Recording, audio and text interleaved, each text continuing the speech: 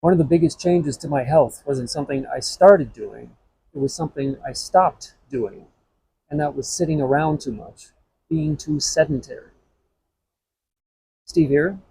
This is Street Smart on the Ground, the travel health series. Episode number 4 today is about daily movement, getting more physical activity into your life. I'll put this in the playlist with the other on the ground travel health videos.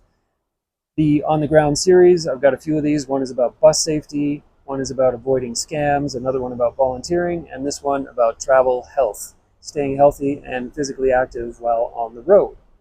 And as always, I'll unpack it in 3 different points.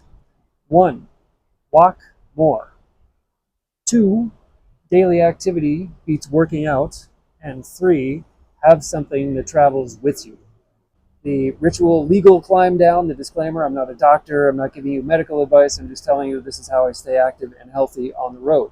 So point number 1, I walk a lot more without thinking about it. A lot of expats come down here, like me, they don't have cars or a motorcycle or anything. So you rely on taxis, on public transport, on walking.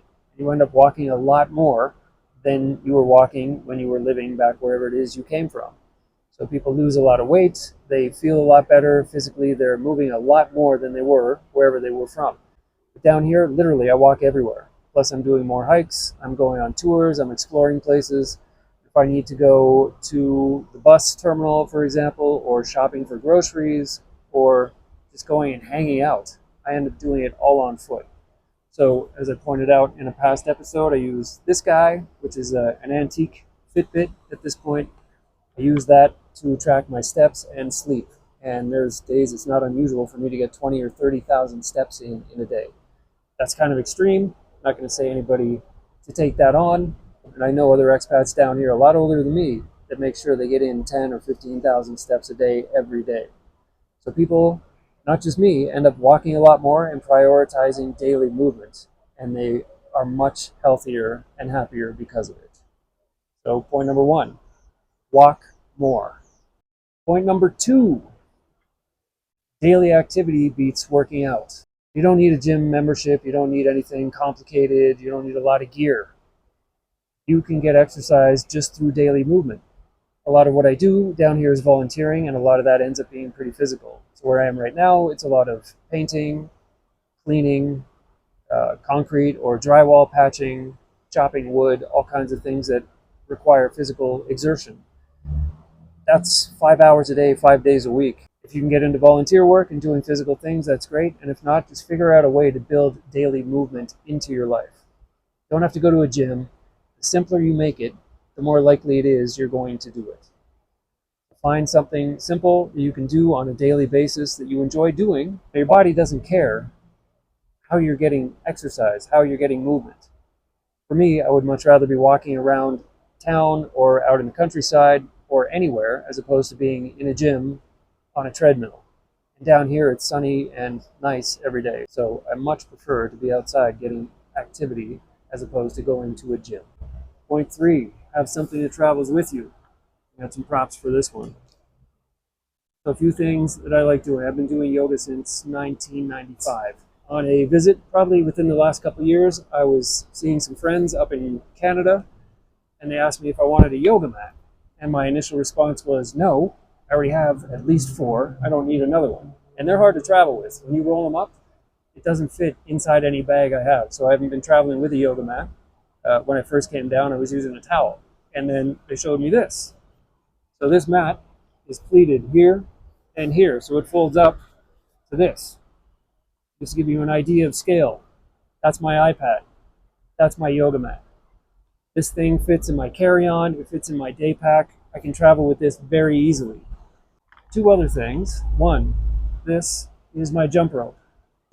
I brought it down here planning on using it. I just had my stitches removed after that pit bull attack, so I'm not doing anything that's heavy impact.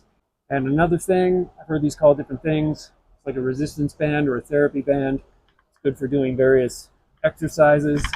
I haven't used this for a long time. I had a shoulder injury and I was using it to recover. But I travel with this, super small and super easy to do some resistance exercises. Now, yoga might not be your thing. It's my thing. I do it twice a day, and I just passed 4,300 consecutive days of both yoga and meditation twice a day. So that's about 11 years and 9 months. It's something that I do every day, and I cannot imagine my life without both of those things in it every day. Figure out something you can do daily and make the time to do it every day. And trust me, your body will thank you. Again, not medical advice, I'm not a doctor, but I find I feel way better when I am physically active. Not a fan of gyms. I can put a yoga mat down and do an hour practice, no problem. Here in Cuenca, I actually found a studio, and I've been going twice a week. So I cycle down and cycle back. It's about 15 minutes each way. Get an hour of yoga in, get to meet some other people into yoga, and then come back. So it's an hour and a half to 2 hours a night, twice a week. That's a good workout for me and very easy to do. And I can do those practices on my own in my place without going anywhere if I don't feel like it.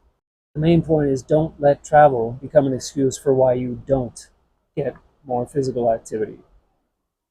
Like I said, I've talked to a lot of expats down here, and they find themselves more than anything walking more than they ever did. And they enjoy the benefits. It's not just physical either, it's mental. It's time to get out, be in nature, walk around, get some exercise, some fresh air, and also have some time to process your thoughts or the events of the day. That I find almost as important as the physical element.